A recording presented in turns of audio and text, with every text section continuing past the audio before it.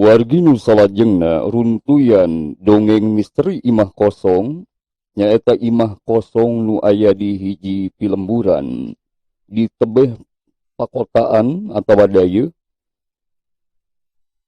nu sasatna mah geus lila pisan dititipkeun ka hiji pribumi nu aya di eta wewengkon sarta nu bogana teh teuing ka mana inditna da kabejakeun sakitu lilana teu balik deui ka lemburna. Wargi dina carios nu ieu teh nyaeta aya alpukahna oge ti sabagian warga masyarakat di eta lembur nyaeta deuk coba-coba nyingkirkeun lolembut nu ngeusian imah kosong eta ku cara syariat kalayan ngadatangkeun sabangsaning ahli-ahli agama sapertos ajengan atanapi ustad wargi.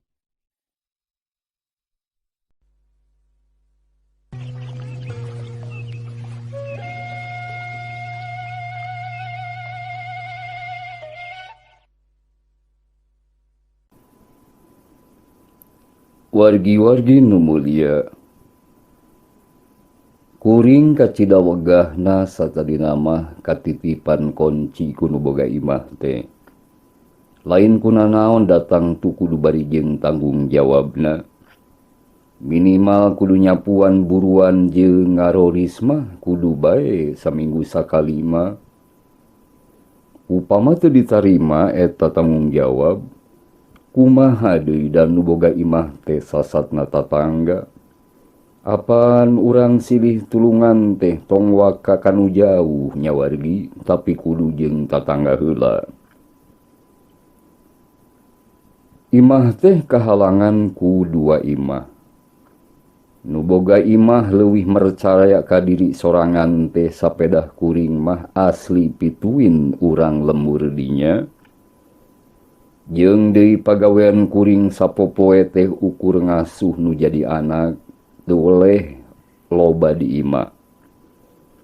Bu, punten bu. Bilih aya nu minat bade ngontrak atanapi ngekos, mangga bae teu langkung kawijaksanaan ibu, mangga nyanggakeun. Kitu pokna basa poean maranehna deuk parindah ka tempat sejen. Ti harita mah pleng bae teu beja teu carita nu boga imah teh plengles. Geus ampir genep taun imah teh teu dilongok ku nu bogana, tungtungna mah kangaranan imah nu teu dicicingan teh sok sanajan kukuring kalan-kalan sok disapuan jeung dilongokan oge. Angger bae katinggalina teh geueuman. Lian ti imahna geueuman lantaran teu ditempatan mang taun-taun ku manusa. Pernahna oge deui hara-haraheun pisan. Ayana teh di hiji gang sempit tur ditungtung. Arang langka kasaba kudu ngahaja lalar liwat kadinya. Sumawona ari peuting mah keur mah paroek katulug-tulugang ngabuntu. Beuki dieu asana teh beuki matak pikakeungeun. Wawangunana geus mimiti lukutan. Jaba di buruan imahna oge ngajejembrung jukut. Kuring nu katitipan oge jadi cul bae. Lila kalilaan mah. Anyaran ditinggalkeun mah kungsi loba nu harayangeun meuli jeung indekos.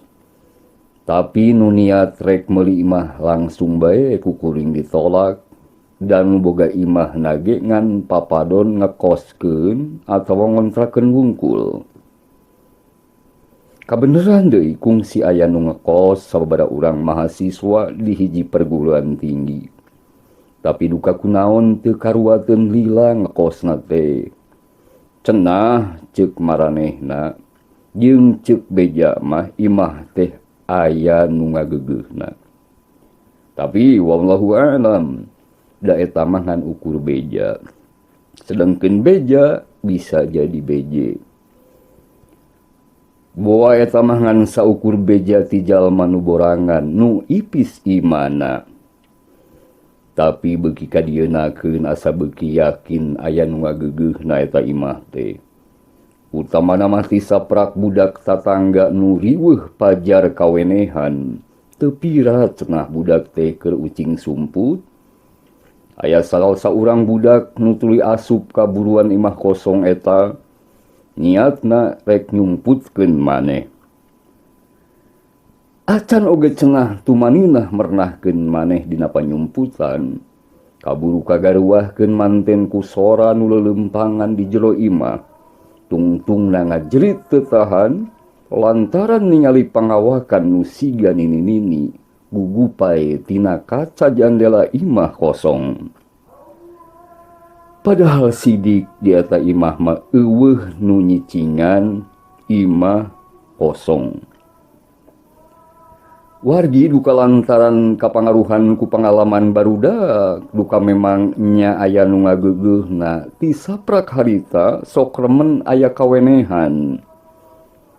Malah mahasiswa nu kungsi ngontrak mah nepi ka menta pindah peuting-peuting lantaran teu kuat ku tetenjuanana jeung dedengeanana cenah mah. Kuring sorangan teu kungsi kawenehan. Pedah meureun imah kuring mah teu padeukeut jeung nompo pisan ka eta imah kosong. Sedangkan anu persis aya gigireun pisan imah kosong mah nyaeta tatangga urang Sumatera. Nyaeta seler bangsa deungeun nu teu pati percaya kanu kararitu kahalangan ku saimah aya di beulah kalereunana. Kacatulkeun dina hiji peuting mah eta tatangga nu urang Sumatera teh haripeut keketrok ka imah kuring bari ngais budakna. Manehna tuluy hariweus-weus majar teh cenah. Mbak, penunggu rumah sebelah itu datang, Mbak. Dia nenek-nenek yang sangat kurus, Mbak. Kami takut, Mbak. Kitu cek eta ibu-ibu urang Sumatera teh.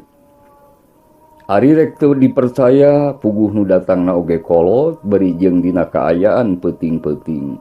Piraku rek akon-akon ngungkul mah. Nya akhirna mah dianggap we eta caritaan teh. Caritaana teh manehna cenah tas balik ti panyabaan kapeutingan di jalan. Imah teh nyampak paroek da eueuh nu ngahurungkeun lampuna. Salakina nu dinas di Kesatuan Angkatan Bersenjata atawa ABRI keur tugas di luar kota salila 5 poe. Atuh di imahna teh kariduaan jeung budak nu bungsu. Ari budak nu cikal mah keur nganjang ka dulurna. Dak dumada kunci teh asa hese dibukana. Beuki ka dieu karasa beuki keueung.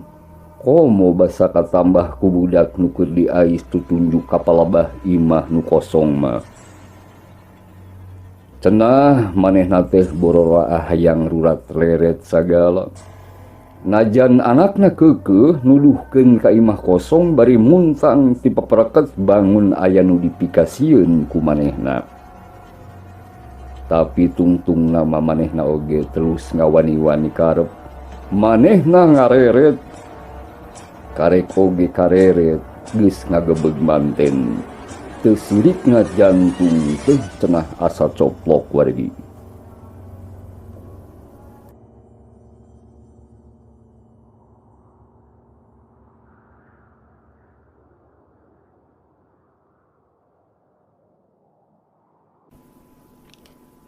Sidik pisan aya jelema nu keur diuk siga nu keur nyiaran maneh dina teras imah kosong. Kituna teh bari sirahna nyarande kana tembok. Buukna huis wungkul sarta pakulitana ge geus kacida parareotna. Bajuna bodas ngeplak, jaba panjang nepi ka nutupan kana sukuna. Teu cukup nepi ka dinya, eta nini teh tuluy nyerengeh seuri nembongkeun huntu-huntuna nu geus cararang jeung semu hararideung. Bubuhan kolot. nguatkeun manehna teh sangkan ulah nepi ka ngagaruahkeun ka tatangga nu sejena. Budakna nu masih colohok mata simeuteun sageuwatna digusur satengah lumpat nyingkah ti eta patempatan. Imah nu gigireunna pisan geus pararoek tungtung nama ngaguyah-guyah jeung datang ka imah kuring. Wargi lain ukur saurang dua urang nu kungsi diganggu ku nu ngageugeuh imah kosong eta teh. Sababaraha kali nu ngontrak ngejat indit paling dila ukur kuat 2 bulanan. Sok sanajan mimindeng namah nu ngontrak teh arang langka aya di eta imah kosong. Ti sapra kajadian tatangga nu kawenehan pisan ningali nini-nini di buruan imah, nu deket nu jauh jadi guyur, sajengkal jadi sadeupa, tungtungna jadi ibur salelembur, ear sadesa-desa. Eta imah yakin aya nu ngageugeuhna. Kacatulkeun urang Sumatera taradaekeun mondok di imahna mun salakina dinas kaluar kota teh. Ti beurangna keneh geus sasadu ka kuring yen deuk milu mondok cenah di imah kuring. Sok sanajan tara kaluar imah jeung ulag ilik ka palebah imah kosong angger teu kuat cenah lantaran unggal peuting teh. Sok remen kapireng aya nu hahariringan sora nini-nini tetembangan. Lamun perkara nu hariringan mah kuring sorangan oge memang kungsi sababaraha kali kawenehan ngadenge. Mimiti nama disangka nu nabeuh wayang atawa tembang bae, tapi sanggeus ngadenge kaserangan ti tatangga urang Sumatera kakara bae bulu punduk teh ting sariak ngan untungna kuring mah kabeneran boga salaki teh gawena ukur ngajar, jadi aya batu ludeng datara indit-inditan jeung pundak pondok siga abri. Geus ampir 6 taun mah nu boga imah teh datang oge nepungan ka kuring jeung kulawarga kuring. Bu, Pa, nyuhunkeun dihapunten wireh abdi oge kulawargi abdi nu sanesna teu acan kantos mendakan ka dieu ti saprak abdi sakulawarga miyos pindah ka tempat nu sanes. Hapunten kumargi kagiatan sareng sagala lupi kapriyogian abdi sadaya di tempat nu enggal. Kitu si bapana teh ngawawadian ka kuring sakulawarga. Sanggeus kitu mah dipertelakeun. Yen inyana datang ka dinya teh lain deuk niat balik deui nyicingan imah kosong, tapi malahan deuk ngajual imah kosong eta bogana. Ku kuring dibalakakeun bae kaayaan nu sabenerna, eueuh nu disumput salindungkeun estu saujratna. Atuh nu boga imah teh unggut-unggutan ngadenge kuring kacarita kitu teh. Pokna minggu hareup mah deuk neang nu bisa ngusir lalembut nu ngagugis eta imah kosong. Bener bae wargi saminggu ti harita ngalabring sababaraha urang jalma ka imah kosong kalayan dibaturan ku nu boga imah. Saterusna ngajak ka kuring jeung salaki kuring pikeun nungkulan ritualna. Lantaran ngarasa penasaran, kuring oge datang di baturan ku salaki. Ritualna teh henteu beurang-beurang tapi kapeutingnakeun. Ngahaja cenah lantaran ngusir jeung ngungkulan nu kararitu mah kudu dinawan cipeuting. Sanggeus kabeh siap, tuluy ngarariung di tengah imah kosong. Jalma pintar atawa dukun nu ngahaja diangkir teh ti wewengkon Cianjur mimiti mapatkeun jajampeanana.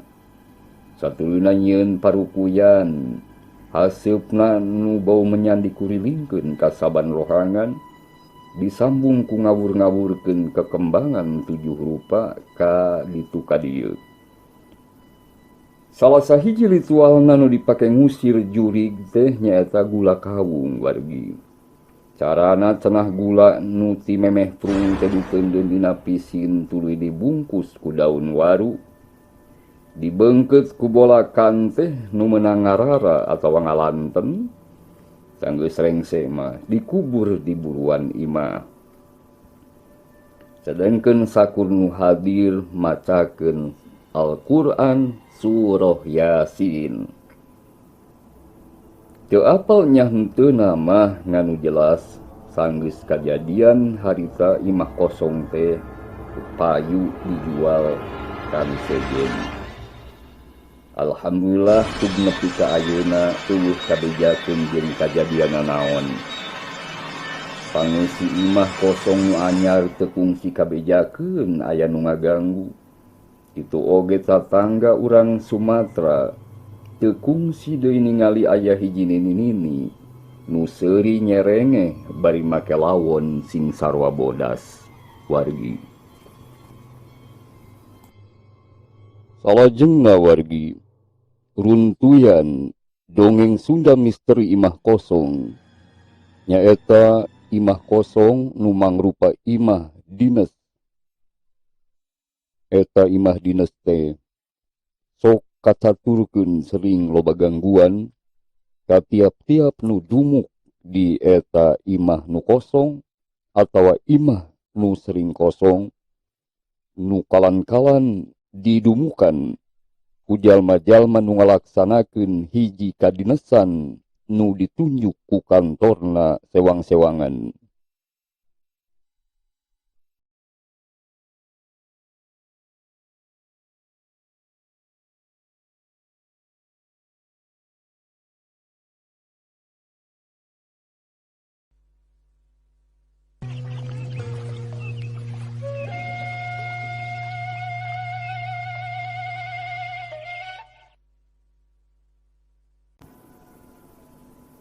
Di tahun 2000 hijian, simkuring kapapancenan ku Dokter Hidayat nyicingan hiji imah dinesna nu aya di gigireun puskesmas Pangandaran. Pedah eta dokter teh nyieun gedong sigrong di lembur babakan nu jauhna kurang leuwih 10 menit ka Palebah Putra Pinggan. Tapi mun pasosore manehna sok muka praktek di eta imah nu geus aya umuran, jika nama imah teh dijieun tahun 70-an kacida geumbanana. Gigireunana aya garasi tukangan imah ngageblag tanah kosong upluk aplak. Aya tutuwuhan jeung kekembangan di sabudeureunana. Jandela puskesmas nu pernahna aya di Pananjung nu paeunteng-eunteng jeung pasar Karang Salam teh katingali ti imah dokter. Sep, ini kunci rumah ya. Tolong tiap hari dibersihkan ya. Ntar tiap akhir bulan saya kasih uang jajan. Dan itu buku-buku kedokteran kalau mau baca ambil saja, Sep. Nggak apa-apa. Cek Dokter Hidayat nu asli nama si Batawi nu nyaritana sok dibarengan bae ku seurinya kakak wargi. Sok sanajan status kuring sarua meureun dititah jadi pacalang atawa juru keamanan atawa satpam imah, jeung pasapon nyaeta tukang sasapu, tapi kuring mah teu mikir kitu. Nu penting hayang apal kumaha ilmu Dokter Hidayat mun seug ngubaran pasena. Dan nyana pisan, teu sirikna ilmu pangaweruhna diketrukkeun kabeh ka sim kuring. Ilmu obat-obatan jeung ngadiagnosa panyakit kacangking pisan ku kuring. Katambah-tambah kuring teh cenah ceuk manehna alus mun jadi penerjemah, mun seug aya pasien nu bule. Samalah mah kungsi menang pamuji ti Dokter Hidayat di hareupeun babaturan kuring basa dinas di puskesmas. Wah, si Asep ini pinter bahasa Inggrisna euy. Itu pokna Dokter Hidayat. Kanyataanana da kitu kuring teh cenah kaasupna onjoy dina bahasa Inggris. Nepi ka mun saban aya pasien bule datang, kuring bae nu jadi translatorna kapake ti ditu nama. Nu matak marulingkak bulu punduk mah caritaan si Uwa. Hiji juru masak urang Cikembulan nu ngabadega di imah Dokter Hidayat. Asep, Uwa makung si manggihan aya awewe euy deket dapur. Buukna teh panjang make baju sing saura bodas. Ngapung we ngaguluyung Sep. Pokna bari ngiplik gegeber ngakeul sangu dina dulang. Lah, maknya wa cek kuring nempas. Wis Asep mah nu ngawenehan mah sok aya sakapeung mah di juru puskesmas tuh deketan rohangan perawatan tuh. Si Uwa nambahan caritaan. Sejongjonan mah kuring teu percaya satai kuku acan kana caritaan si Uwa. Komo nepi kasieun ku jurig mah pantrangan hirup. Unggal poe saberes dinas pasosore kuring sok sasapu. Tapi aya hawa nu beda karasana. Pangpang nama mun geus asup ka rohangan dapur. Di dinya teh hawa asa leuwih tiis jeung karasa bulu punduk pating puriding puringkak. Keung oge, ngabambrangkeun hate sakapeung mah sok ngahariring. Samemeh ngong adzan magrib. Waktu sariak layung kuring bebersih di WC nu aya nampe gigireun kamar kuring. Kamar teh jigana mah kosong tara dicicingan. Kuring ngagoler dina kasul plastik nu rada lepek. Sareng sena mandi. Ngong muadzin di masjid adan. Asana kuring teh teu poho yen panto WC diselot. Sabot dianduk kolotrak. Sora panto WC muka sorangan.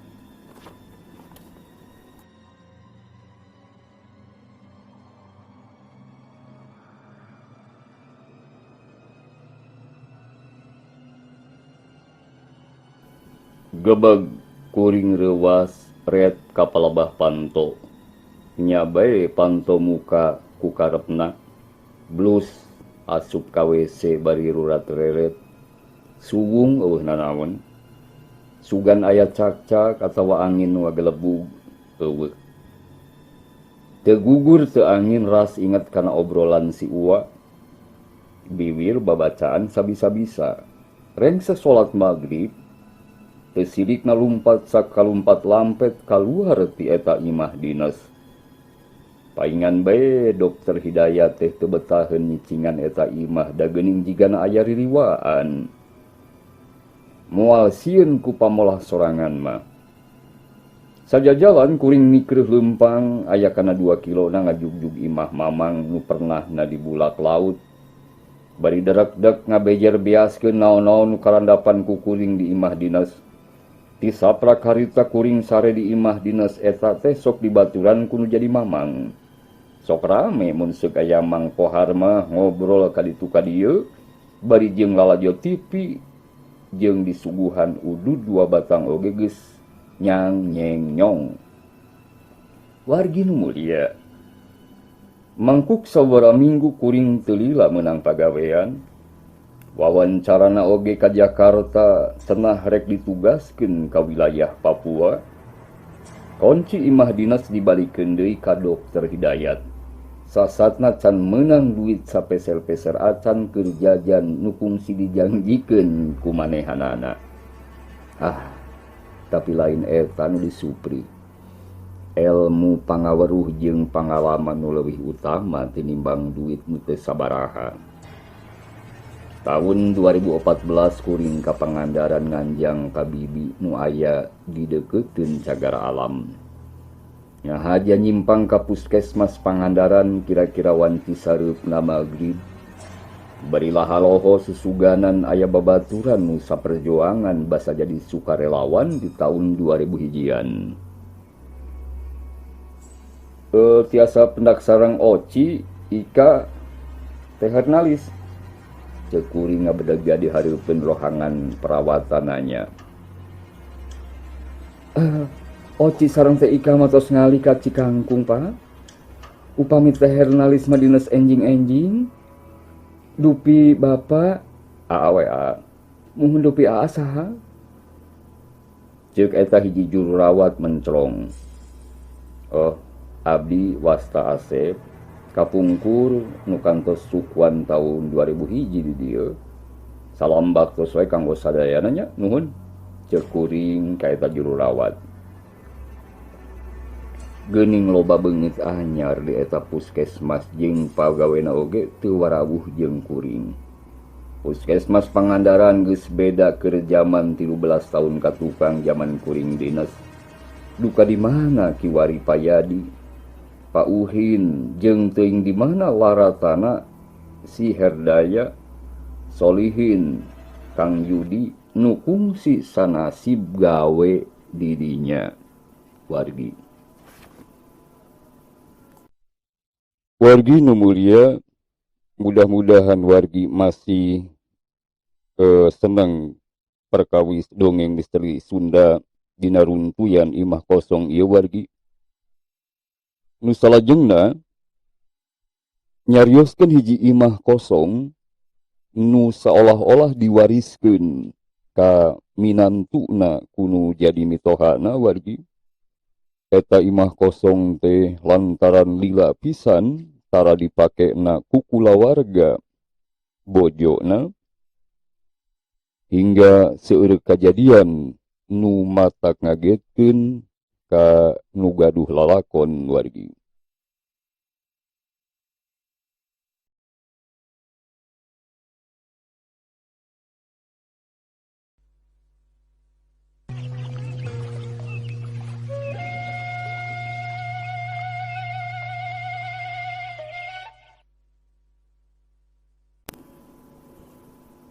Wargi nu mulia, basa anyar pangantenan kuring langsung nyicingan hiji imah mitoha nu aya di pasisian Kabupaten Bandung, Jawa Barat. Eta imah teh kawilan gede, atuh kamara oge aya kana opatna rohangan tamu lumayan gedena. Gudang panyimpenan barang-barang aya kana duana kitu oge dapur nu legana kacida. Ari caritana mah kieu. Mitoha teh kebeneran urang Cibatu Garut ngan keur dinas di Medan. Bapak sakedeung deui pangsiun tina gawe jang. 5 tahun deui bapak rek meuli imah di Bandung keur bapak meakeun poe kolot pek bae nyicingan imah mah jeung si nyai nya. Kitu harita mitoha lalaki nyarita samemeh kawin. Saberesna akad nikah kuring dijajabkeun ku kulawarga aya kana 2 mobilna ka imah mitoha nu anyar dibeli teh. Menang kana samingguna mitoha teh nyicingan imah anyar meuli. Atuh kuring mah resep we tur tenang di imah teh aya kolot pikeun pakumaha. Dama lu masih budak keneh can nyahona naon. Jang imah mapek bae caricingannya. Mun aya kenteng nu bocor sanyo nu ruksak jeung sajabana eta mah tanggung jawab ujang bae. Da bisa meureun menerkeun nu kitu patut mah nya. Ceuk mitoha lalaki basa poean deuk init dinas deui ka Medan. Kuring nganteur mitoha ka jalan raya nepi ka ngabiurna mobil nu mawa ka Bandara Husein Sasanegara Bandung. Kuring jeung pamajikan nu akhirna nyicingan imah eta teh sok sanajan eta imah mitoha da teu nganggap mitoha ieu hari kuring mah dianggap kolot sorangan bae. Nya imah teh ditatap diusap istilahna, mun isuk-isuk dipel teh holna, disapukeun buruanana, da puguh imah nu kawilang kolot. Ieu imah teh jang, sabenerna mah imah kapiaki bapa baheula tahun 70-an. Ayeuna mah dicicingan ku adina, nyaeta Nini Imun. Ceuk mitoha lalaki basa poean pindah. Wargi imah teh matak pikasieun jeung pikageueumeuan mun kunu borangan mah tuda. Lalangit di dapur mah komo aya nu barolong bari ramat lancah masih keneh pajurawat. Can kaburu dibersihan. Gudang nu pinuh ku urut ranjang bari jeung pararoek. Saminggu 2 minggu mah memang kuring ngicingan imah teh es tuning tentrem ayem eueuh nanaon. Nincak ka 2 bulan cicing di eta imah kira-kira jam 8 peuting. Kuring ngadenge hiji panto nu ditutupkeun tarik pisan. Malahan pamajikan nu keur nongton TV ge langsung luncat muru ka kamar bari ngagorowok. Eta sora naon Sada sora panto ditutupkeun manen tarik kitu Pamajikan bibiri gidigan ngemu kasieun.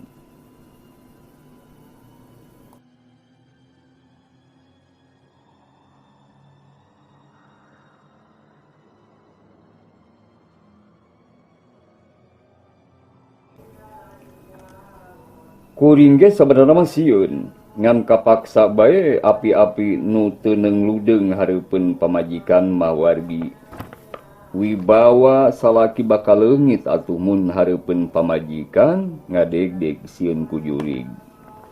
Kuring kapaksa ka dapur mariksa bisi panto WC anu nutupkeun, tapi panto WC angger muka.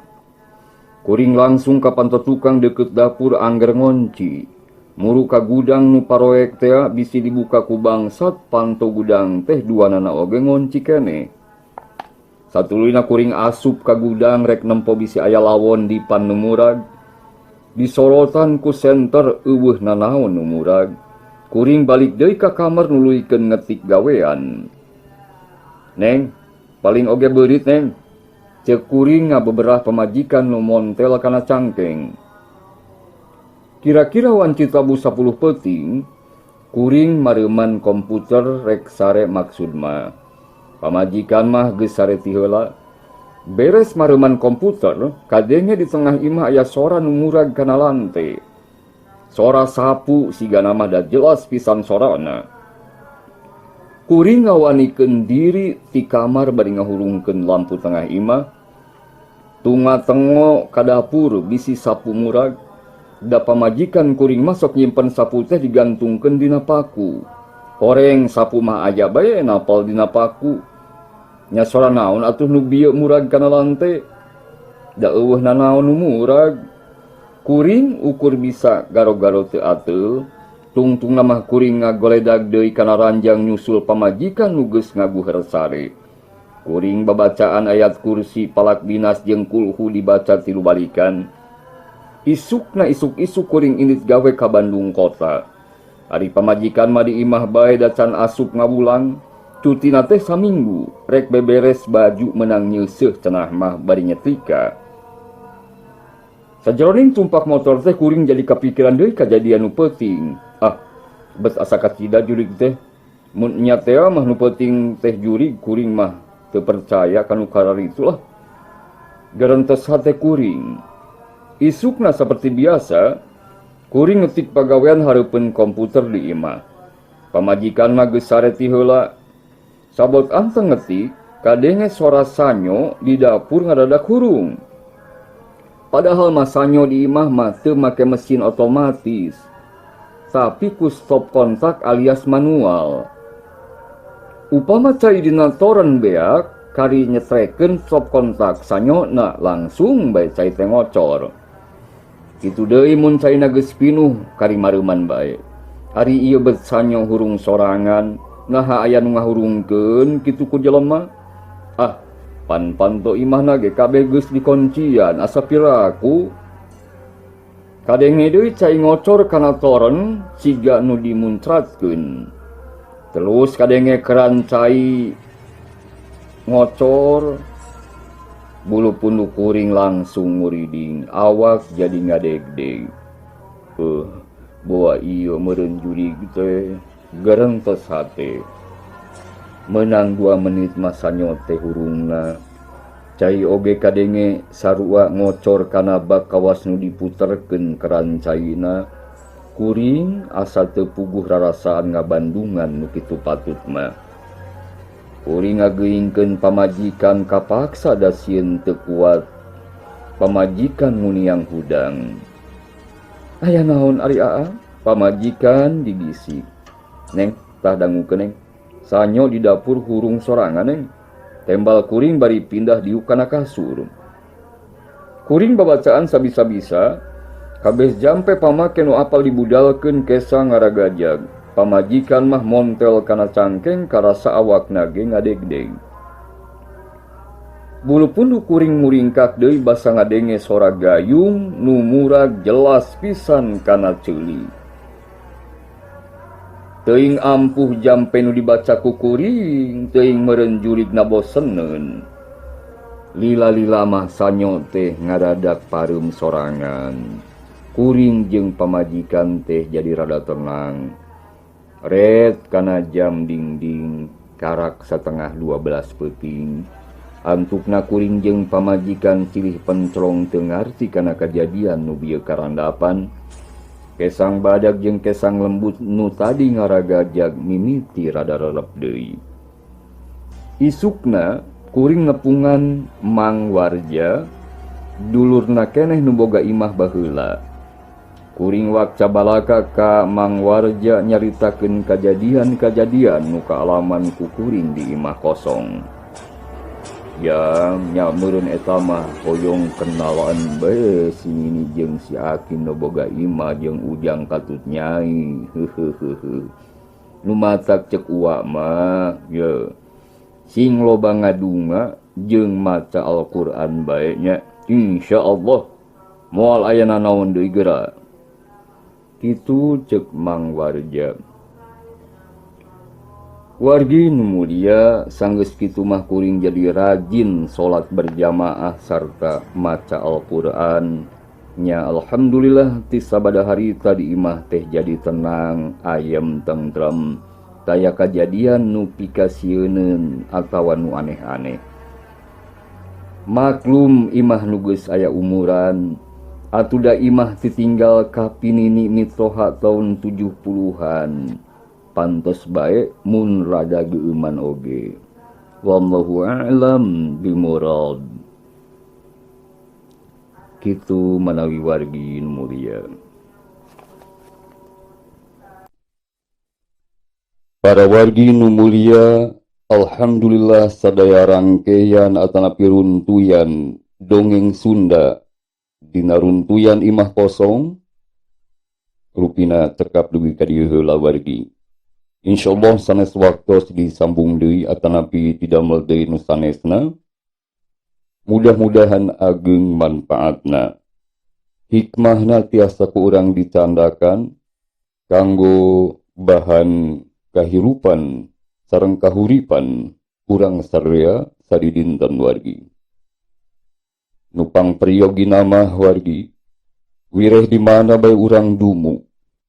Seueurkeun maos asma-asma Allah, kalayan ngalanggengkeun zikrullah, zikir ka Allah subhanahu wa ta'ala. Sumangga wargi, hatur nuhun kana samudaya perhatosanana, hapunten kana sadaya kalepatan sinareng kahilapanana, mudah-mudahan aya sakedik seueurna nu tiasa dicandakan, anu tiasa dianggo contoh kanggo urang sadayana. Sumangga wargi nu mulia. Wassalamualaikum warahmatullahi wabarakatuh.